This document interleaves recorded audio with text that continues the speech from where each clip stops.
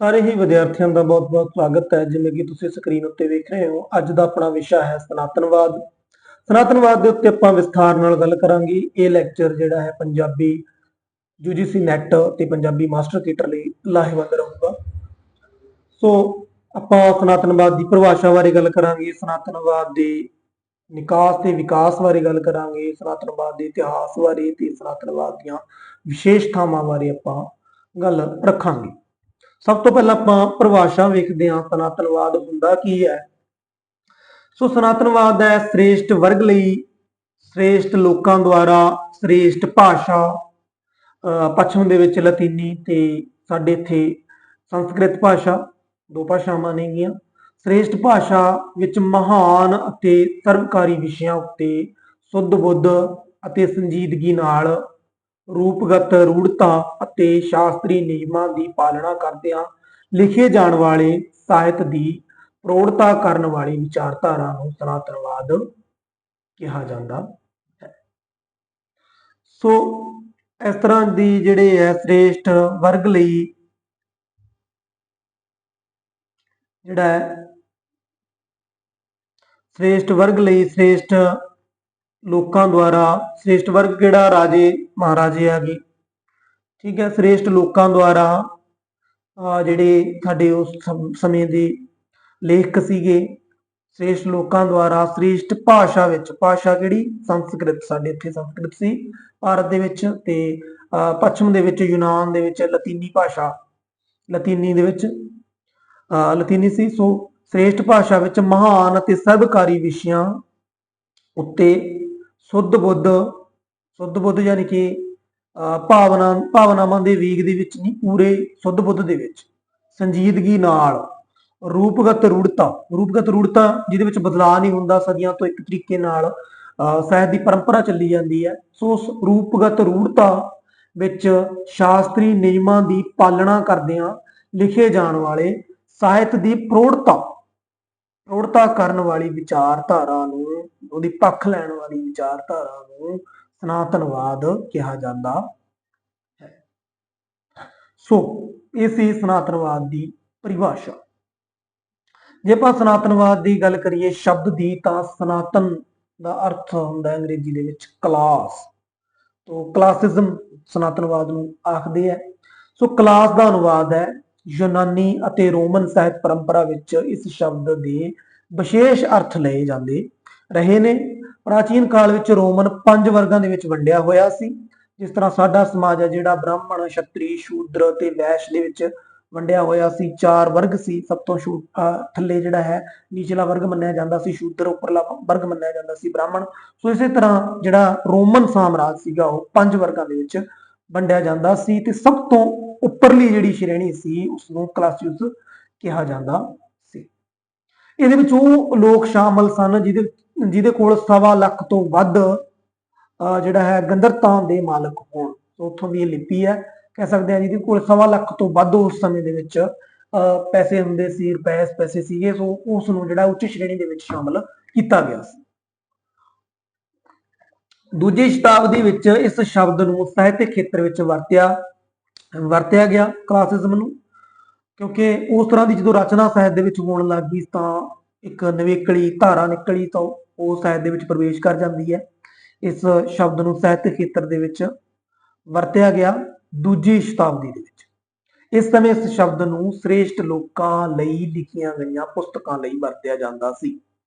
ਸਨਾਤਨ ਸ਼ਬਦ ਸੀਗਾ ਜਿਹੜਾ ਸ੍ਰੇਸ਼ਟ ਲੋਕਾਂ ਲਈ ਲਿਖੀਆਂ ਗਈਆਂ ਪੁਸਤਕਾਂ।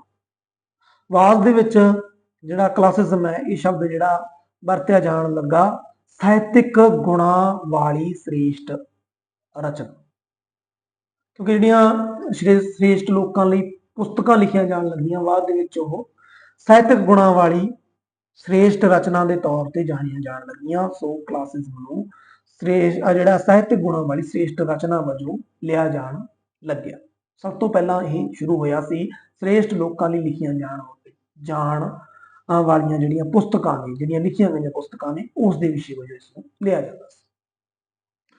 ਇੱਕ ਸਥਾਪਿਤ ਸੱਚ ਹੈ ਕਿ ਹਰੇਕ ਯੁੱਗ ਵਿੱਚ ਸਮਾਜ ਉੱਚ ਤੇ ਨਿਮਨ ਜਮਾਤਾਂ ਵਿੱਚ ਵੰਡਿਆ ਰਿਹਾ ਹੈ। ਮੱਧਕਾਲ ਜਾਂ ਇਸ ਤੋਂ ਵੀ ਪੂਰਬਲੇ ਯੁੱਗ ਵਿੱਚ ਸਾਹਿਤ ਉੱਪਰ ਸਮਾਜ ਦੀ ਉੱਚ ਸ਼੍ਰੇਣੀ ਦਾ ਕਬਜ਼ਾ ਸੀ। ਉੱਚ ਸ਼੍ਰੇਣੀ ਨੂੰ ਜਿਹੜਾ ਕਿ ਕਲਾਸ ਨਾਲ ਦਰਸਾਇਆ ਗਿਆ। ਆਪਾਂ ਕਹਿੰਦੇ ਕਲਾਸਿਕ ਚੀਜ਼ ਹੈ, ਇਹ ਕਲਾਸਿਕ ਚੀਜ਼ ਹੈ। ਸੋ ਕਹਿ ਸਕਦੇ ਹਾਂ ਉੱਚ ਸ਼੍ਰੇਣੀ ਦੀਆਂ ਚੀਜ਼ਾਂ ਨੇ, ਉੱਥੋਂ ਹੀ ਅਰਥ ਸ਼ਬਦਾਂ ਦੇ ਸਾਡੇ ਕੋਲੇ ਪ੍ਰਾਪਤ ਹੁੰਦੇ ਆ। ਸੋ ਕਹਿ ਸਕਦੇ ਹਾਂ ਕਿ ਮੱਧਕਾਲ ਦੇ ਵਿੱਚ ਜਾਂ ਇਸ ਤੋਂ ਪੂਰਬਲੇ ਯੁੱਗ ਵਿੱਚ ਸਾਹਿਤ ਉੱਪਰ ਜਿਹੜਾ ਹੈ ਸਮਾਜ ਦੀ ਉੱਚ ਸ਼੍ਰੇਣੀ ਦਾ ਕਬਜ਼ਾ ਸੀ, ਕਿਉਂਕਿ ਉੱਚ ਸ਼੍ਰੇਣੀ ਲਈ ਸਾਹਿਤ ਰਚਿਆ ਜਾ ਰਿਹਾ ਸੀਗਾ। ਸਾਹਿਤ ਨੂੰ ਲਿਖਣ ਵਾਲੀ ਵੀ ਇੱਕ ਵਿਸ਼ੇਸ਼ ਉੱਚ ਜਮਾਤ ਸੀ। ਉੱਚ ਜਮਾਤ ਲਈ ਸਾਹਿਤ ਲਿਖਿਆ ਜਾ ਰਿਹਾ ਸੀ। ਸੋ ਜਿਹੜੀ ਸਾਹਿਤ ਨੂੰ ਲਿਖ ਰਹੀ ਸੀ ਸ਼੍ਰੇਣੀ, ਉਹ ਵੀ ਇੱਕ ਵਿਸ਼ੇਸ਼ ਉੱਚ ਜਮਾਤ ਸੀ, ਕਿਉਂਕਿ ਉੱਚੀ ਜਮਾਤ ਉਹਨਾਂ ਤੋਂ ਸਾਹਿਤ ਲਿਖਵਾ ਰਿਹਾ ਸੀ। ਚੰਗੇ ਉਹਨਾਂ ਨੂੰ ਪੈਸੇ ਵੀ ਮਿਲ ਰਹੇ ਸੀ। ਅਮੀਰ ਲੋਕ ਸੀ ਜਿਹੜੇ ਲਿਖ ਰਹੇ ਸੀ, ਜਿਨ੍ਹਾਂ ਲਈ ਲਿਖ ਰਹੇ ਸੀ ਉਹ ਤਾਂ ਅਮੀਰ ਹੈ ਹੀ ਸੀ।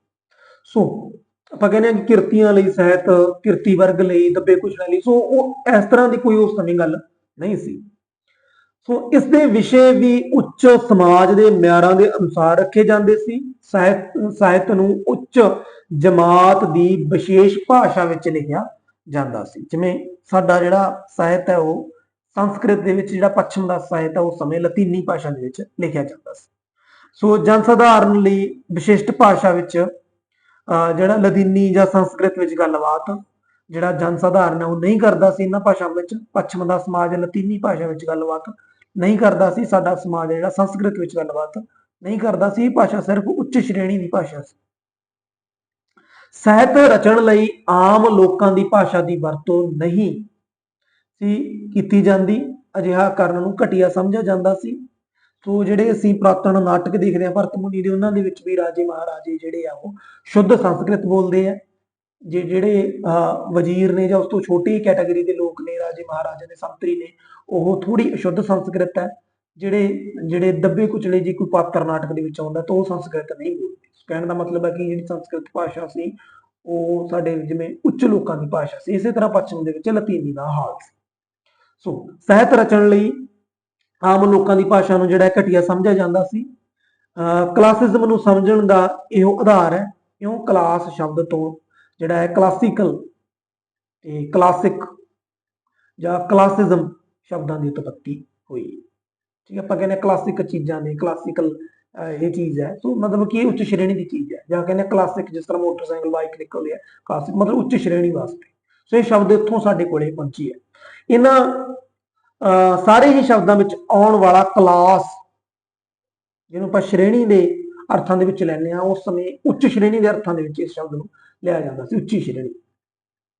ਸ਼ਬਦ ਉਪਰੋਕਤ ਸਥਿਤੀ ਨੂੰ ਜਿਹੜਾ ਹੈ ਉਜਾਗਰ ਕਰਦਾ ਹੈ। ਹੁਣ ਅਸੀਂ ਸਨਾਤਨਵਾਦ ਦੇ ਨਿਕਾਸ ਤੇ ਵਿਕਾਸ ਅਤੇ ਇਹਦੇ ਇਤਿਹਾਸ ਬਾਰੇ ਵਿਸਥਾਰ ਪੂਰਵਕ ਜਾਣਕਾਰੀ ਪ੍ਰਾਪਤ ਕਰਾਂਗੇ।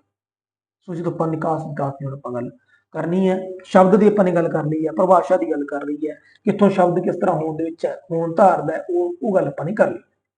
ਸੋ ਸਨਾਤਨਵਾਦ ਦਾ ਜਿਹੜਾ ਨਿਕਾਸ ਹੈ, ਸਭ ਤੋਂ ਪਹਿਲਾਂ ਉਹ ਪੱਛਮ ਦੇ ਵਿੱਚ ਜਿਹੜਾ ਹੈ ਯੂਨਾਨ ਵਿੱਚ ਹੋਇਆ ਸੀ। ਭਾਰਤ ਵਿੱਚ ਵੀ ਸਨਾਤਨਵਾਦ ਦੀ ਅਮੀਰ ਪਰੰਪਰਾ ਪ੍ਰਚਲਿਤ ਰਹੀ ਹੈ, ਜਿਹਨੂੰ ਆਪਾਂ ਪੂਰਬੀ ਸਨਾਤਨਵਾਦ ਆਖਦੇ ਹਾਂ। ਤੇ ਜਿਹੜਾ ਪੱਛਮ ਦਾ ਜਾਂ ਯੂਨਾਨ ਦਾ, ਰੋਮ ਦਾ ਸਨਾਤਨਵਾਦ ਨੂੰ ਆਪਾਂ ਪੱਛਮ ਦੇ ਰੂਪ ਦੇ ਵਿੱਚ ਦੇਖਦੇ ਹਾਂ। ਇਹਨਾਂ ਦੋਨਾਂ ਦੇ ਵਿੱਚ ਅੰਤਰ ਹੈ। ਜਿਸ ਸਨਾਤਨਵਾਦ ਦਾ ਜ਼ਿਕਰ ਵਧੇਰੇ ਕੀਤਾ ਜਾਂਦਾ ਹੈ ਉਹ ਅਸਲ ਵਿੱਚ ਵਿਸ਼ੇਸ਼ ਪਰਿਸਥਿਤੀਆਂ ਵਾਲੇ ਪੱਛਮ ਦੀ ਹੀ ਪੈਦਾਵਾਰ ਹੈ। ਸੋ ਆਪਾਂ ਜਿਸ ਸਨਾਤਨਵਾਦ ਦੀ ਗੱਲ ਰੱਖ ਰਹੇ ਹਾਂ ਉਹ ਵਿਸ਼ੇਸ਼ ਪਰਿਸਥਿਤੀਆਂ ਵਿੱਚ ਪੈਦਾ ਹੋਇਆ ਪੱਛਮ ਦਾ ਜਿਹੜਾ ਸਨਾਤਨਵਾਦ ਹੈ, ਉਹਦੇ ਬਾਰੇ ਆਪਾਂ ਗੱਲ ਰੱਖ ਰਹੇ ਹਾਂ। ਸੋ ਅੱਗੇ ਆਪਾਂ ਗੱਲ ਕਰਦੇ ਹਾਂ ਸਨਾਤਨਵਾਦ ਦੇ ਇਤਿਹਾਸ ਦੀ।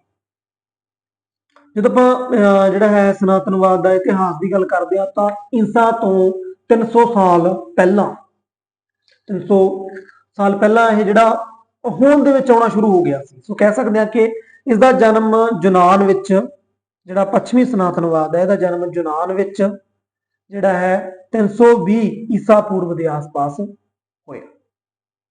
ਸੋ ਇਸ ਨੇ ਲਗਾਤਾਰ ਜਿਹੜਾ ਹੈ 500 ਈਸਵੀ ਤੱਕ ਵਿਕਾਸ ਕੀਤਾ। ਸੋ ਕਹਿ ਸਕਦੇ ਹਾਂ ਕਿ 300, 500, 820 ਸਾਲ ਜਾਂ ਕੁੱਲ ਮੰਨ ਕੇ ਚੱਲੀ ਤਾਂ 1000 ਸਾਲ ਤੱਕ ਇਹ ਵਿਕਾਸ ਕਰਦਾ ਰਿਹਾ। ਇਸ ਕਾਲ ਦੇ ਲੇਖਕਾਂ ਅਤੇ ਕਲਾਕਾਰਾਂ ਉੱਤੇ ਯੂਨਾਨੀ ਅਤੇ ਰੋਮਨ ਕਲਾਕਾਰਾਂ ਦਾ ਜਿਹੜਾ ਹੈ ਗਲਬਾ ਰਿਹਾ। ਇਸ ਅਰਸੇ ਵਿੱਚ ਕਾਵ ਕਲਾ, ਕਾਵ ਵਿਸ਼ਿਆਂ, ਕਾਵ ਰੂੜੀਆਂ, ਕਾਵ ਰੂਪਾਂ, ਕਲਾ ਵਿਧੀਆਂ, ਕਲਾ ਉਦੇਸ਼ਾਂ ਅਤੇ ਕਲਾ ਪ੍ਰਾਪਤੀਆਂ ਲਈ ਕਲਾਸੀਕਲ ਲੇਖਕ ਉਸ ਲਈ ਅਨੁਕਰਨ ਮਾਡਲ ਬਣੇ ਰਹੇ। ਸੋ ਜਿਹੜੇ ਅਨੁਕਰਨ ਦਾ ਮਤਲਬ ਹੁੰਦਾ ਨਕਲ, ਮਤਲਬ ਕਿ ਯੂਨਾਨ ਅਤੇ ਰੋਮ ਦੀ ਜਿਹੜੀ ਹੈ ਨਕਲ ਹੁੰਦੀ ਰਹੀ, ਕਿਉਂਕਿ ਇਹ ਮੁੱਢਲੀਆਂ ਸਭਿਅਤਾਵਾਂ ਸੀ, ਇਹੀ ਮੁੱਢਲੇ ਤੌਰ ਤੇ ਸਨਾਤਨਵਾਦ ਨਾਲ ਜੁੜੀਆਂ ਹੋਈਆਂ ਸੀ, ਜਿਹੜਾ 320 ਈਸਾ ਪੂਰਵ ਤੱਕ ਦੇ ਆਸ-ਪਾਸ ਜਿਹੜਾ ਹੈ ਸ਼ੁਰੂ ਹੁੰਦਾ ਹੈ। ਸੋ 500 ਈਸਵੀ ਤੱਕ ਇਹ ਵਿਕਾਸ ਕਰਦਾ ਹੈ। 1000 ਜਿਹੜਾ ਸਾਲ ਇਹਨੂੰ ਲੱਗ ਜਾਂਦੇ ਹੈ ਇਸ ਦੌਰਾਨ। ਸੋ ਕਹਿ ਸਕਦੇ ਆ ਕਿ ਜਿਹੜੇ ਕਲਾਸੀਕਲ ਲੇਖਕ ਸੀ ਉਹਨਾਂ ਲਈ ਇਹ ਅਨੁਕਰਨ ਦੇ ਮਾਡਲ ਜਿਹੜੇ ਹੈ ਉਹ ਬਣੇ। ਕਾਵ ਕਲਾ, ਕਾਵ ਵਿਸ਼ਿਆਂ ਤੇ ਕਾਵ ਰੂੜੀਆਂ, ਕਾਵ ਰੂਪਾਂ, ਵਿਧੀਆਂ, ਕਲਾ ਉਦੇਸ਼ਾਂ ਤੇ ਕਲਾ ਪ੍ਰਾਪਤੀਆਂ ਲਈ ਜਿਹੜੇ ਲੇਖਕਾਂ ਦਾ ਅਨੁਕਰਨ ਦਾ ਮਾਡਲ ਬਣੇ ਸੀਗੇ ਯੂਨਾਨ ਤੇ ਰੋਮਨ ਦੇ ਜਿਹੜੇ ਕਲਾਕਾਰ ਸੀਗੇ, ਲੇਖਕ ਸੀਗੇ, ਕਿਉਂਕਿ ਉਹ ਜਿਹੜੇ ਉਹਨਾਂ ਦਾ ਗਲਬਾ ਸੀਗਾ, ਕਿਉਂਕਿ ਇੱਥੋਂ ਹੀ ਇਹ ਧਾਰਾ ਸ਼ੁਰੂ ਹੋਈ ਸੀ। ਸੋ ਆਪਾਂ ਅੱਗੇ ਗੱਲ ਕਰਦੇ ਹਾਂ। ਸਨਾਤਨਵਾਦ ਉਦੋਂ ਤੱਕ ਫੈਲਦਾ ਫੁੱਲਦਾ ਰਿਹਾ ਜਦੋਂ ਤੱਕ ਈਸਾਈ ਧਰਮ ਜਿਹੜਾ ਹੈ ਉਹ ਪ੍ਰਵੇਸ਼ ਨਹੀਂ ਕੀਤਾ। ਹਾਲਾਂਕਿ ਈਸਾਈ ਧਰਮ ਹੈ ਜਿਹੜਾ ਉਹ 300 ਸਾਲ ਬਾਅਦ ਹੀ ਉਤਪੰਨ ਹੋ ਗਿਆ ਸੀਗਾ, ਪਰ ਪ੍ਰਵੇਸ਼ ਕਰਨਾ ਇਹਨੇ ਅਗਲੇ 500 ਸਾਲ ਦੇ ਇਰਦ ਗਿਰਦ ਕੀਤਾ, ਕਿਉਂਕਿ ਉਸ ਸਮੇਂ ਜਿਹੜਾ ਈਸਾਈ ਮਤ ਸੀਗਾ ਉਹ ਵੀ ਵਿਕਾਸ ਕਰ ਰਿਹਾ ਸੀਗਾ। ਫਿਰ ਉਸ ਤੋਂ ਬਾਅਦ ਮਤਲਬ ਕਿ 1000 ਸਾਲ ਤੋਂ ਬਾਅਦ ਇਹਦੇ ਵਿੱਚ ਪ੍ਰਵੇਸ਼ ਕਰਨਾ ਸ਼ੁਰੂ ਕਰ ਦਿੰਦਾ ਹੈ, ਉਹ ਪੱਕਾ ਹੋ ਜਾਂਦਾ, ਲੋਕ ਜੁੜ ਜਾਂਦੇ ਆ ਬਹੁਤ ਵੱਡੇ ਪੱਧਰ ਤੇ ਈਸਾਈ ਧਰਮ ਦੇ ਵਿੱਚ। ਸੋ ਕਹਿ ਸਕਦੇ ਆ 5ਵੀਂ ਜਿਹੜੀ ਸਦੀ ਈਸਵੀ ਤੋਂ ਪਿੱਛੋਂ ਇਹਨਾਂ ਦੇਸ਼ਾਂ ਵਿੱਚ ਈਸਾਈਅਤ ਫੈਲਣੀ ਸ਼ੁਰੂ ਹੋਈ। ਯੂਨਾਨੀ ਕਲਾ ਆਪਣੇ ਸਰੂਪ ਵਿੱਚ ਇਹ ਲੌਕਿਕ ਸੀਗੀ, ਪਰ ਈਸਾਈ ਜਿਹੜਾ ਧਰਮ ਸੀਗਾ ਉਹ ਪਰਾਲੌਕਿਕ ਸੀ, ਤਿਆਗ ਦੇ ਉੱਤੇ ਜ਼ੋਰ ਦਿੰਦਾ ਸੀ। ਉਹਨਾਂ ਨੇ ਇਸ ਜੀਵਨ ਜਾਂਚ ਦਾ ਪਸਾਰ ਕੀਤਾ ਜਿਸ ਵਿੱਚ ਕਵਿਤਾ ਤੇ ਨਾਟਕ ਲਈ ਕੋਈ ਥਾਂ ਨਹੀਂ ਸੀ। ਪਰ ਯੂਨਾਨ ਦੀ ਜਿਹੜੀ ਸਭਿਅਤਾ ਜਾਂ ਰੋਮ ਦੀ ਸਭਿਅਤਾ ਪੁਰਾਤਨ, ਉਹਦੇ ਵਿੱਚ ਕਵਿਤਾ ਤੇ ਨਾਟਕ ਜਿਹੜੇ ਆ ਪ੍ਰਮੁੱਖ ਸਥਾਨ ਰੱਖਦੇ ਸੀ। ਪਰ ਈਸਾਈ ਮਤ ਦੇ ਆਉਣ ਨਾਲ ਜਿਹੜਾ ਹੈ ਜਿਹੜਾ ਕਵਿਤਾ ਤੇ ਨਾਟਕ ਦਾ ਪ੍ਰਭਾਵ ਘਟਦਾ ਹੈ, ਕਿਉਂਕਿ ਉਹਦੇ ਵਿੱਚ ਕਵਿਤਾ ਤੇ ਨਾਟਕ ਲਈ ਕੋਈ ਥਾਂ ਨਹੀਂ ਸੀ। ਸੋ ਇਸ ਦੇ ਨਤੀਜੇ ਵਜੋਂ ਸਨਾਤਨਵਾਦ ਚਰਚ ਦੀ ਹੋਂਦ ਲਈ ਖਤਰਾ ਪੈਦਾ ਹੋ ਗਿਆ। ਪੜ੍ਹੇ ਲਿਖੇ ਸਾਹਿਤਕਾਰ ਚਰਚ ਲਈ ਲਿਖਦੇ ਸਨ, ਤੇ ਕਿਉਂਕਿ ਈਸਾਈ ਧਰਮ ਬਹੁਤ ਪ੍ਰਗਤੀ ਕਰ ਚੁੱਕਿਆ ਸੀ ਰੋਮ ਤੇ ਯੂਨਾਨ ਦੀਆਂ ਸਭਿਅਤਾਵਾਂ ਦੇ ਮੁਕਾਬਲੇ ਦੇ ਵਿੱਚ। ਜਿਹੜੀ ਥੋੜੀ ਬਹੁਤੀ ਕਲਾ, ਗੀਤਾਂ, ਵੀਰ ਕਥਾਵਾਂ, ਪ੍ਰੀਤ ਕਹਾਣੀਆਂ ਆਦਿ ਦੇ ਰੂਪ ਦੇ ਵਿੱਚ ਪੈਦਾ ਹੋਈ, ਉਸ ਨੂੰ ਪੜ੍ਹੀ ਲਿਖੀ ਅਮੀਰ ਸ਼੍ਰੇਣੀ ਨੇ ਸਵੀਕਾਰ ਨਾ ਕੀਤਾ ਉਸ ਦੌਰ ਦੇ ਵਿੱਚ। ਇਹ ਕਿਹੜਾ ਦੌਰ ਸੀ? ਇਹ 500 ਈਸਵੀ ਤੋਂ ਬਾਅਦ ਦਾ ਦੌਰ ਸੀ, ਠੀਕ ਹੈ। 501 2 3 ਉਦੋਂ ਬਾਅਦ ਕਹਿ ਸਕਦੇ ਹਾਂ, ਜਦੋਂ ਈਸਾਈ ਮਤ ਦਾ ਜਿਹੜਾ ਹੈ ਪ੍ਰਭਾਵ ਜਿਹੜਾ ਲੋਕਾਂ ਨੇ ਕਬੂਲਣਾ ਸ਼ੁਰੂ ਕਰ ਦਿੱਤਾ। ਰੋਮਨ ਸਾਮਰਾਜ ਦੇ ਪਤਨ ਤੋਂ ਲੈ ਕੇ ਪੁਨਰ ਜਾਗਰਣ ਕਾਲ ਤੱਕ ਦਾ ਸਮਾਂ ਸਾਹਿਤ ਪੱਖੋਂ ਹਨੇਰ ਕਾਲ ਦਾ ਹੀ ਰਿਹਾ। ਕਹਿ ਸਕਦੇ ਹਾਂ 500 ਈਸਵੀ ਤੋਂ 1453 ਈਸਵੀ ਤੱਕ ਸਨਾਤਨਵਾਦ ਜਿਹੜਾ ਹੈ ਉਹ ਹਨੇਰ ਦਾ ਸਮਾਂ ਰਿਹਾ, ਈਸਾਈ ਧਰਮ ਦੇ ਪ੍ਰਭਾਵ ਦਾ ਸਮਾਂ ਰਿਹਾ। ਪਰ 1453 ਈਸਵੀ ਤੋਂ ਬਾਅਦ ਜਿਹੜਾ ਹੈ ਪੁਨਰ ਜਾਗਰਣ ਹੋਇਆ, ਲੋਕ ਫਿਰ ਸਨਾਤਨਵਾਦ ਉਹ ਧਾਰਾ ਵੱਲ ਵਧਣ ਲੱਗ ਗਏ, ਈਸਾਈਅਤ ਦਾ ਜਿਹੜਾ ਪ੍ਰਭਾਵ ਖਤਮ ਹੋਣ ਲੱਗ ਗਿਆ। ਸੋ ਪੁਨਰ ਜਾਗਰਣ ਹੋਇਆ ਜਿਹਨੂੰ ਨਵ ਰਹੱਸਵਾਦ ਕਹਿੰਦੇ। ਪਹਿਲਾ ਰਹੱਸਵਾਦ ਤੁਰਿਆ 320 ਤੋਂ ਲੈ ਕੇ 500 ਈਸਵੀ ਤੱਕ, 500 ਈਸਵੀ ਤੋਂ ਲੈ ਕੇ 1453 ਈਸਵੀ ਤੱਕ ਹਨੇਰ ਕਾਲ ਕਹਿ ਸਕਦੇ ਹਾਂ, ਜਦੋਂ ਈਸਾਈ ਧਰਮ ਦਾ ਪੂਰਾ ਪ੍ਰਭਾਵ ਸੀ। ਉਸ ਤੋਂ ਬਾਅਦ ਫਿਰ ਲੋਕਾਂ ਵਿੱਚ ਪੁਨਰ ਜਾਗਰਣ ਕਾਲ ਆਇਆ 1453 ਦੇ ਵਿੱਚ। ਫਿਰ ਜਿਹੜਾ ਹੈ ਲੋਕ ਸਨਾਤਨਵਾਦ ਵੱਲ ਵਧਣੇ ਸ਼ੁਰੂ ਹੋਏ, ਜਿਸ ਨੂੰ ਨਵ ਸਨਾਤਨਵਾਦ ਕਿਹਾ ਜਾਂਦਾ ਹੈ। ਸਨਾਤਨਵਾਦ, ਠੀਕ ਹੈ ਜੀ। ਸੋ ਅੱਗੇ ਇਹਦੇ ਬਾਰੇ ਆਪਾਂ ਵਿਸਥਾਰ ਨਾਲ ਗੱਲ ਰੱਖਦੇ। 15ਵੀਂ ਸਦੀ ਵਿੱਚ ਪੁਨਰ ਜਾਗਰਤੀ ਦੀ ਲਹਿਰ ਪੈਦਾ ਹੋਈ ਤਾਂ ਸਾਹਿਤ ਅਤੇ ਸਾਹਿਤਕ ਸ਼ਾਸਤਰ ਦੇ ਖੇਤਰ ਵਿੱਚ ਇੱਕ ਵਾਰੀ ਮੁੜ ਪ੍ਰਾਚੀਨ ਆਦਰਸ਼ਾਂ ਦਾ ਪਾਲਣ ਕਰਨ ਦੀ ਰੁਚੀ ਪੈਦਾ ਹੋਈ। ਲੋਕ ਮੁੜ ਈਸਾਈ ਧਰਮ ਤੋਂ ਵਾਦ ਜਿਹੜਾ ਮੁੜ ਪ੍ਰਾਚੀਨ ਆਦਰਸ਼ਾਂ ਵੱਲ ਵਧਣੇ ਸ਼ੁਰੂ ਹੋਏ, ਜਿਹੜੇ ਰੋਮ ਤੇ ਯੂਨਾਨ ਦੇ ਪੁਰਾਣੇ ਆਦਰਸ਼ ਸੀ। ਇਸ ਲਹਿਰ ਅਧੀਨ ਪੈਦਾ ਹੋਈ ਸਾਹਿਤਕ ਜਿਹੜੀ ਲਹਿਰ ਸੀ, ਜਿਹੜੀ ਸਾਹਿਤਕ ਪ੍ਰਵਿਰਤੀ ਸੀ, ਉਸ ਨੂੰ ਨਵ ਸਨਾਤਨੀ ਆਖਿਆ ਜਾਂਦਾ ਹੈ। ਹਾਲਾਂਕਿ ਇਹ ਵੀ ਸਨਾਤਨੀ ਹੀ ਸੀ, ਪਰ ਸਨਾਤਨੀ ਤੋਂ ਬਾਅਦ ਚਰਚ ਦਾ ਪ੍ਰਭਾਵ ਵੱਧਦਾ, ਫਿਰ ਉਸ ਤੋਂ ਬਾਅਦ ਜਦੋਂ ਦੁਬਾਰੀ ਜਾਗਰਤੀ ਹੁੰਦੀ ਹੈ, ਫਿਰ ਇਹਨੂੰ ਨਵ ਸਨਾਤਨੀ ਜਿਹੜੀ ਹੈ ਉਹ ਪ੍ਰਵਿਰਤੀ ਕਿਹਾ ਜਾਂਦਾ ਹੈ। ਸਨਾਤਨੀ ਸਾਹਿਤ ਦਾ ਇਹ ਦੂਜਾ ਦੌਰ ਰੋਮ ਵਿੱਚ ਸ਼ੁਰੂ ਹੋਇਆ। ਕਈ ਵਾਰੀ ਸਵਾਲ ਆ ਜਾਂਦਾ ਹੈ, ਜਿਹੜਾ ਨਵ ਰਹੱਸਵਾਦ ਹੈ ਕਿੱਥੋਂ ਸ਼ੁਰੂ ਹੋਇਆ? ਇਹ ਰੋਮ ਦੇ ਵਿੱਚ ਸ਼ੁਰੂ ਹੋਇਆ।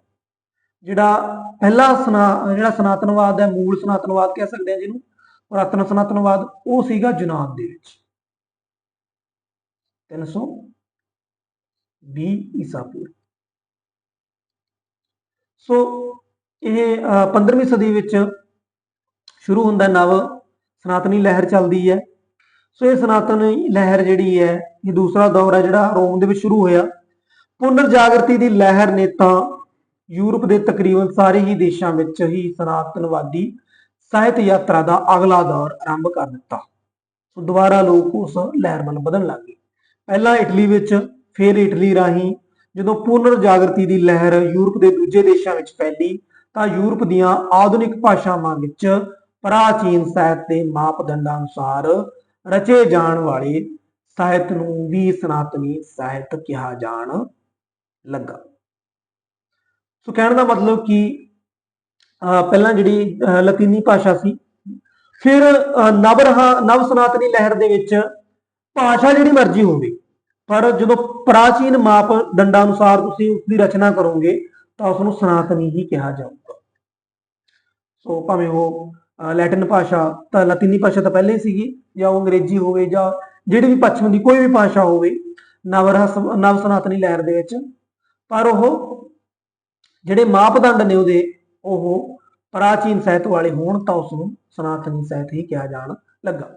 ਸਨਾਤਨੀ ਸਾਹਿਤ ਦੇ ਮਾਪਦੰਡਾਂ ਤੋਂ ਜਾਣੂ ਹੋਣ ਲਈ ਅਰਸਤੂ ਦੀ ਕਾਵਿ ਸ਼ਾਸਤਰ ਪੁਸਤਕ ਦਾ ਅਨੁਵਾਦ ਕੀਤਾ ਗਿਆ। ਸੋ ਕਹਿ ਸਕਦੇ ਹਾਂ ਕਿ ਪ੍ਰਾਚੀਨ ਮਾਪਦੰਡਾਂ ਦੇ ਮੁਤਾਬਕ ਕਿਸੇ ਵੀ ਭਾਸ਼ਾ ਦੇ ਵਿੱਚ ਜੇ ਕੋਈ ਸਾਹਿਤ ਲਿਖਿਆ ਜਾਂਦਾ ਸੀ, ਉਸ ਨੂੰ ਨਵ ਸਨਾਤਨੀ ਦੌਰ ਦੇ ਵਿੱਚ ਸਨਾਤਨੀ ਸਾਹਿਤ ਹੀ ਮੰਨ ਲਿਆ ਜਾਂਦਾ ਸੀ। ਠੀਕ ਹੈ ਜੀ।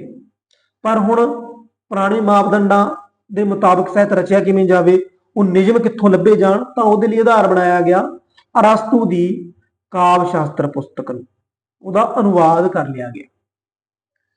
ਸੋ ਅੱਗੇ ਚੱਲਦੇ ਹਾਂ। ਅੱਗੇ ਜਿਹੜੀ ਉਸ ਦੌਰ ਦੇ ਵਿੱਚ ਇੱਕ ਨਵਾਂ ਵਾਦ ਸ਼ੁਰੂ ਸਾਡੇ ਕੋਲੇ ਆਉਂਦਾ, ਰੋਮਾਂਸਵਾਦ, ਜਿਹੜਾ ਸਨਾਤਨਵਾਦ ਜਾਂ ਨਵ ਸਨਾਤਨਵਾਦ ਦੇ ਵਿਰੋਧ ਦੇ ਵਿੱਚ ਕਹਿ ਸਕਦੇ ਹਾਂ ਉਤਪੰਨ ਹੁੰਦਾ ਹੈ।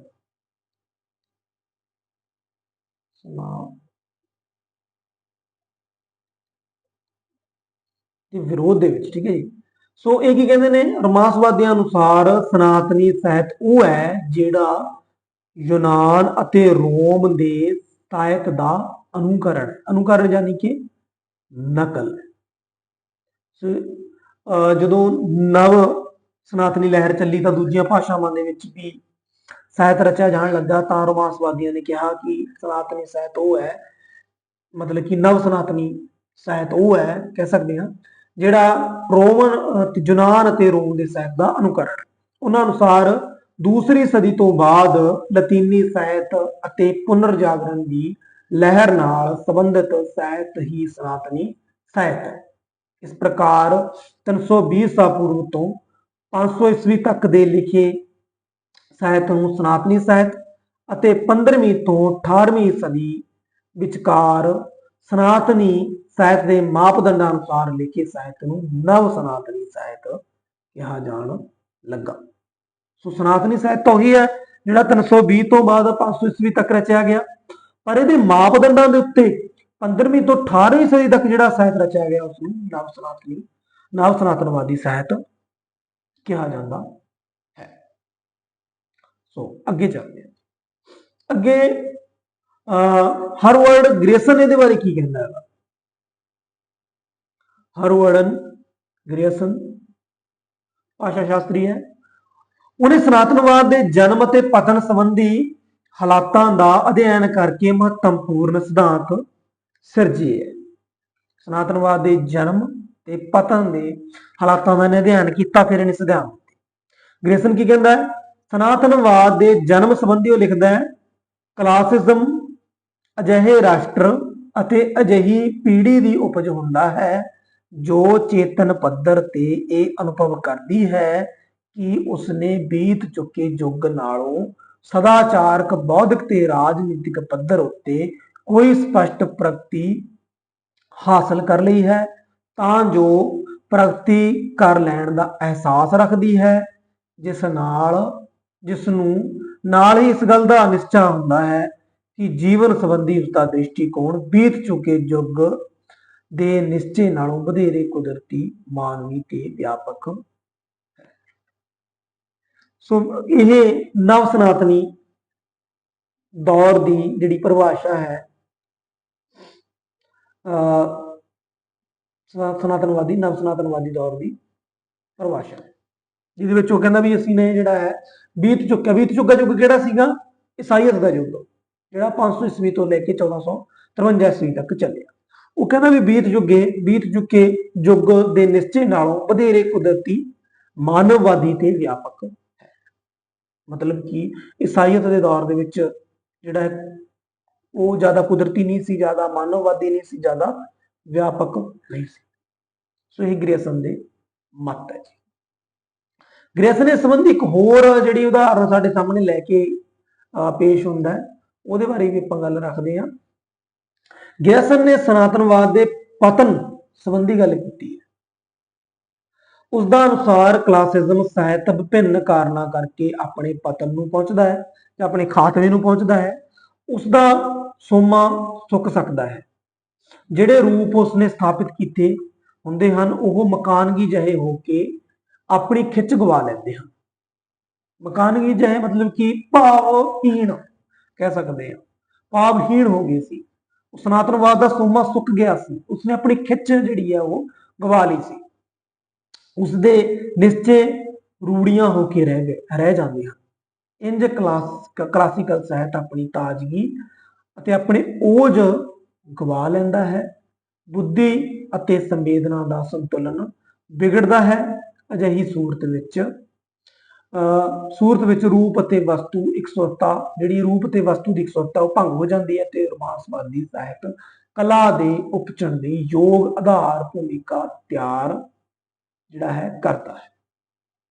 ਸੋ ਜਦੋਂ ਆਪਣਾ ਰੂਪ ਗਵਾ ਲੈਂਦਾ, ਆਪਣੀ ਖਿੱਚ ਗਵਾ ਲੈਂਦਾ ਹੈ, ਉਸ ਤੋਂ ਬਾਅਦ ਰੋਮਾਂਸਵਾਦੀ ਸਾਹਿਤ ਕਲਾ ਦੇ ਉਪਜਣ ਦੀ ਯੋਗ ਆਧਾਰ ਭੂਮੀ ਤਿਆਰ ਕਰਦਾ ਹੈ ਜਾਂ ਤਿਆਰ ਹੋ ਜਾਂਦੀ ਹੈ ਰੋਮਾਂਸਵਾਦੀ ਸਾਹਿਤ ਵਿੱਚ। ਮਤਲਬ ਕਿ ਉਸ ਸਮੇਂ ਜਿਹੜਾ ਸਨਾਤਨਵਾਦੀ ਸਾਹਿਤ ਹੈ ਉਹ ਕਲਾ ਦੇ ਉਪਜਣ ਲਈ ਆਧਾਰ ਭੂਮੀ ਨੂੰ ਤਿਆਰ ਕਰਨ ਦੇ ਵਿੱਚ ਅਸਮਰਥ ਰਹਿੰਦਾ, ਤੇ ਜਿਹੜਾ ਰੋਮਾਂਸਵਾਦੀ ਸਾਹਿਤ ਹੈ ਉਹ ਕਲਾ ਦੇ ਉਪਜਣ ਲਈ ਯੋਗ ਭੂਮੀ ਨੂੰ ਤਿਆਰ ਕਰਨ ਦੇ ਵਿੱਚ ਸਫਲ ਹੋ ਜਾਂਦਾ ਹੈ। ਸੋ ਇਹ ਗੱਲ ਸੀ। ਸੋ ਸਨਾਤਨਵਾਦ ਅਤੇ ਰੋਮਾਂਸਵਾਦ ਤੁਲਨਾਤਮਕ ਪ੍ਰਤੀਕ, ਜੇ ਅਸੀਂ ਦੋਹਾਂ ਦੇ ਤੁਲਨਾਤਮਕ ਪ੍ਰਤੀਕ ਦੀ ਗੱਲ ਕਰੀਏ, ਸਨਾਤਨਵਾਦ ਤੇ ਰੋਮਾਂਸਵਾਦ ਅਸਲ ਦੇ ਵਿੱਚ ਸਨਾਤਨਵਾਦ ਦੇ ਵਿਰੋਧ ਵਜੋਂ ਪੈਦਾ ਹੁੰਦਾ 18ਵੀਂ ਸਦੀ ਦੇ ਵਿੱਚ। ਸੋ ਰੋਮਾਂਸਵਾਦ ਅਜਿਹੀ ਵਿਚਾਰਧਾਰਾ ਹੈ ਜਿਸ ਨੇ ਸਨਾਤਨਵਾਦ ਦੇ ਵਿਰੋਧ ਵਿੱਚ ਜਿਹੜੀ ਹੈ ਉਹ ਪੈਦਾ ਹੋਈ ਸੀ। ਦੂਸਰੇ ਸ਼ਬਦਾਂ ਵਿੱਚ ਜੋ ਸਨਾਤਨਵਾਦੀ ਨਹੀਂ ਉਹ ਰੋਮਾਂਸਵਾਦੀ। ਕਲਾਸਿਜ਼ਮ ਵਿੱਚ ਵੀ ਰੋਮਾਂਸਵਾਦ ਦਾ ਇੱਕ ਤੱਤ ਜਿਹੜਾ ਹੈ ਹਾਜ਼ਰ ਹੁੰਦਾ ਹੈ। ਇਸ ਲਈ ਸਨਾਤਨਵਾਦ ਨੂੰ ਸਮਝਣ ਲਈ ਇਸ ਨੂੰ ਰੋਮਾਂਸਵਾਦ ਦੇ ਵਿਰੋਧ ਵਿੱਚ ਰੱਖਣਾ ਜਿਹੜਾ ਜ਼ਰੂਰੀ ਹੈ। ਰੋਮਾਂਸਵਾਦ ਅਤੇ ਸਨਾਤਨਵਾਦ ਵਿਚਕਾਰ ਕੋਈ ਨਿਸ਼ਚਿਤ ਵੰਡ ਰੇਖਾ ਵੀ ਸੰਭਵ ਨਹੀਂ ਹੈ। ਸੋ ਜੇ ਆਪਾਂ ਸਨਾਤਨਵਾਦ ਤੇ ਰੋਮਾਂਸਵਾਦ ਨੂੰ ਵਿਰੋਧ ਦੇ ਵਿੱਚ ਰੱਖੀਏ ਤਾਂ ਸਾਡੇ ਕੋਲੇ ਕੋਈ ਨਿਸ਼ਚਿਤ ਵੰਡ ਰੇਖਾ ਜਿਹੜੀ ਹੈ ਉਹ ਸਾਨੂੰ ਨਹੀਂ ਮਿਲਦੀ, ਪਰ ਇਹਨਾਂ ਦੀ ਵੰਡ ਜਿਹੜੀ ਆ ਉਹ ਕੀਤੀ ਗਈ ਹੈ, ਉਸ ਦੇ ਬਾਰੇ ਵੀ ਆਪਾਂ ਗੱਲ ਜਿਹੜੀ ਆ ਰੱਖ ਸਕਦੇ ਹਾਂ। ਆਓ ਆਪਾਂ ਅਗਲੀ ਗੱਲ ਇਸ ਸੰਬੰਧੀ ਕਰਦੇ। ਸਨਾਤਨਵਾਦ ਅਤੇ ਰੋਮਾਂਸਵਾਦ ਸਾਹਿਤ ਦੇ ਕੋਈ ਵਿਸ਼ੇਸ਼ ਵਰਗ ਜਾਂ ਸਾਹਿਤ ਦੇ ਇਤਿਹਾਸ ਦੇ ਵਿਸ਼ੇਸ਼ ਯੁੱਗ ਦਾ ਇੰਨਾ ਸੰਕੇਤ ਨਹੀਂ ਕਰਦੇ ਜਿੰਨਾ ਵਿਸ਼ੇਸ਼ ਕਿਸਮ ਦੇ ਗੁਣ ਅਤੇ ਰੁਚੀਆਂ ਦੇ ਧਾਰਨੀ ਸਾਹਿਤ ਹੋਣ ਦਾ ਸੰਕੇਤ ਕਰਦੇ ਹਨ। ਮੱਧਕਾਲੀ ਸਮੇਂ ਵਿੱਚ ਜਿੱਥੇ ਰੋਮਾਂਸਵਾਦੀ ਲੇਖਕਾਂ ਦੀ ਪ੍ਰਧਾਨਤਾ ਸੀ, ਉੱਥੇ ਕਲਾਸੀਕਲ ਲੇਖਕਾਂ ਦੀ ਕਮੀ ਨਹੀਂ ਸੀ। ਇਸੇ ਤਰ੍ਹਾਂ ਇੱਕ ਹੀ ਲੇਖ ਵਿੱਚ ਕਲਾਸੀਕਲ ਤੇ ਰੋਮਾਂਟਿਕ ਦੋਹਾਂ ਹੀ ਤਰ੍ਹਾਂ ਦੇ ਲੱਛਣ ਉਪਲਬਧ ਸਨ। ਜੇਕਰ ਕਿਸੇ ਲੇਖ ਨੂੰ ਕਲਾਸਿਜ਼ਮ ਦਾ ਦ੍ਰਿੜਤਾ ਸਾਹਿਤ ਪ੍ਰਤੀਨਿਧੀ ਕਿਹਾ ਜਾ ਸਕਦਾ ਹੈ ਤਾਂ ਉਹ ਲੇਖਕ ਸੋਫੋਕਲੀਸ। ਉਹ ਕਲਾਸਿਜ਼ਮ ਦਾ ਦ੍ਰਿੜਤਾ ਸਾਹਿਤ ਪ੍ਰਤੀਨਿਧ ਹੈ। ਸੋਫੋਕਲੀਸ ਜਿਹੜਾ ਈਡੀਪਸ ਜਿਹੜਾ ਨਾਟਕ ਹੈ ਬੜਾ ਸੋਹਣਾ ਉਸਦਾ ਲਿਖਿਆ ਸਾਨੂੰ ਮਿਲਦਾ। ਉਹ ਜਿਹੜਾ ਹੈ ਕਲਾਸਿਜ਼ਮ ਦੀ ਦ੍ਰਿੜਤਾ ਨਾਲ ਪ੍ਰਤੀਨਿਧਤਾ ਸਮੇਂ ਦੇ ਵਿੱਚ ਉਸ ਸਮੇਂ ਦੇ ਵਿੱਚ ਆਪਣੇ ਸਮੇਂ ਦੇ ਵਿੱਚ ਕਰਦਾ ਹੈ। ਸੋ ਅੱਗੇ ਗੱਲ ਰੱਖਦੇ ਹਾਂ ਜੀ, ਸਨਾਤਨਵਾਦ ਦਾ ਵਿਧਾਨਕਾਰ ਅਰਸਤੂ। ਕਿਉਂਕਿ ਜਦੋਂ ਨਵ ਸਨਾਤਨਵਾਦ ਲਹਿਰ ਚੱਲਦੀ ਹੈ ਤਾਂ ਅਰਸਤੂ ਦੀ ਕਿਤਾਬ ਦਾ ਅਨੁਵਾਦ ਕਰਕੇ ਉਸਦੇ ਆਧਾਰ ਉੱਤੇ ਜਿਹੜੀ ਸਾਹਿਤ ਦੀ ਰਚਨਾ ਉਹ ਕੀਤੀ ਜਾਂਦੀ ਹੈ। ਸੋ ਕਹਿ ਸਕਦੇ ਹਾਂਗੇ ਕਿ ਇਹ ਵਿਧਾਨਕਾਰ ਹੈ ਸਨਾਤਨਵਾਦ ਦਾ। ਸੋ ਆਪਾਂ ਸਨਾਤਨਵਾਦ ਦੇ ਵਿਧਾਨਕਾਰ ਦੇ ਰੂਪ ਚ ਅਰਸਤੂ ਦੀ ਗੱਲ ਕਰਦੇ ਹਾਂ। ਸਨਾਤਨਵਾਦ ਨਿਯਮਾਂ ਦਾ ਸਮੂਹ ਹੈ ਜਿਨ੍ਹਾਂ ਦੀ ਸਾਹਿਤ ਅਤੇ ਕਲਾ ਵਿੱਚ ਕੱਟੜਤਾ ਦੀ ਹੱਦ ਤੱਕ ਪਾਲਣਾ ਕੀਤੀ ਜਾਂਦੀ ਹੈ। ਕਹਿਣ ਦਾ ਮਤਲਬ ਕਲਾਸੀਕਲ ਸਾਹਿਤ ਉਸੇ ਤਰ੍ਹਾਂ ਲੱਖਾਂ ਸਾਲਾਂ ਤੋਂ ਚੱਲਿਆ ਗਿਆ, ਕਲਾਸੀਕਲ ਨ੍ਰਿਤ ਹੈ ਉਸੇ ਤਰ੍ਹਾਂ ਲੱਖਾਂ ਸਾਲਾਂ ਤੋਂ ਚੱਲਿਆ ਗਿਆ। ਕਲਾਸੀਕਲ ਜਿਹੜੀ ਸਾਹਿਤ ਦੇ ਵਿੱਚ ਵੀ ਨਿਯਮਾਂ ਦੀ ਕੱਟੜਤਾ ਨਾਲ ਪਾਲਣਾ ਕੀਤੀ ਜਾਂਦੀ ਹੈ। ਇਹਨਾਂ ਨਿਯਮਾਂ ਦਾ ਪਹਿਲਾ ਨਿਰਮਾਤਾ ਅਰਸਤੂ ਹੈ। ਉਸਦੀ ਪੁਸਤਕ ਕਾਵਿ ਸ਼ਾਸਤਰ ਆਪਣੇ ਆਪ ਵਿੱਚ ਸਾਹਿਤ ਸਿਰਜਣਾ ਨਿਯਮਾਂ ਦਾ ਸੰਵਿਧਾਨ ਹੀ ਹੈ ਕਿ ਕਿਸ ਤਰ੍ਹਾਂ ਤੁਸੀਂ ਸਾਹਿਤ ਦੀ ਰਚਨਾ ਕਰਨੀ, ਸਾਹਿਤ ਦੀ ਜਾਂ ਕਹਿ ਸਕਦੇ ਕਲਾਸੀਕਲ ਸਾਹਿਤ ਦੀ ਰਚਨਾ ਕਰਨੀ। ਇਸ ਪੁਸਤਕ ਦੇ ਨਿਯਮਾਂ ਨੂੰ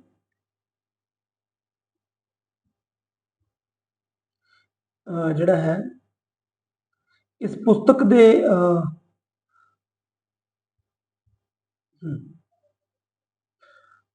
ਨਿਯਮਾਂ ਨੂੰ ਉਸਨੇ ਆਪਣੇ ਤੋਂ ਪਹਿਲਾਂ ਹੋਏ ਮਹਾਨ ਯੂਨਾਨੀ ਲੇਖਕਾਂ ਦਾ ਘੋਖਵਾਂ ਅਧਿਐਨ ਕਰਕੇ ਤਿਆਰ ਕੀਤਾ ਹੈ।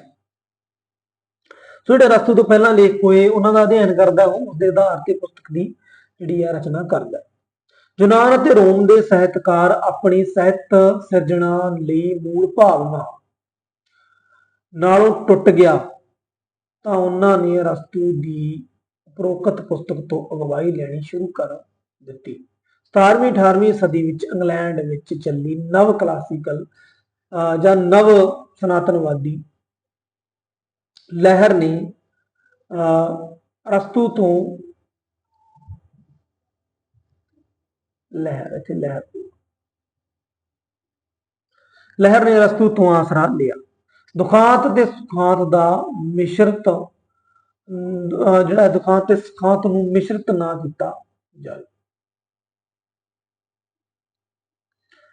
ਕੀਤਾ ਜਾਵੇ ਕਿਉਂਕਿ ਅਰਸਤੂ ਅਨੁਸਾਰ ਇਹ ਠੀਕ ਨਹੀਂ।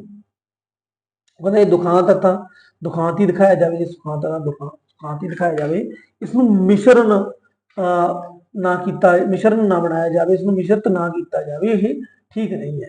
ਨਾਟਕ ਦੀ ਅਤੇ ਮਹਾਕਾਵਿ ਦੀ ਭਾਸ਼ਾ ਓਜਮਈ ਹੋਈ।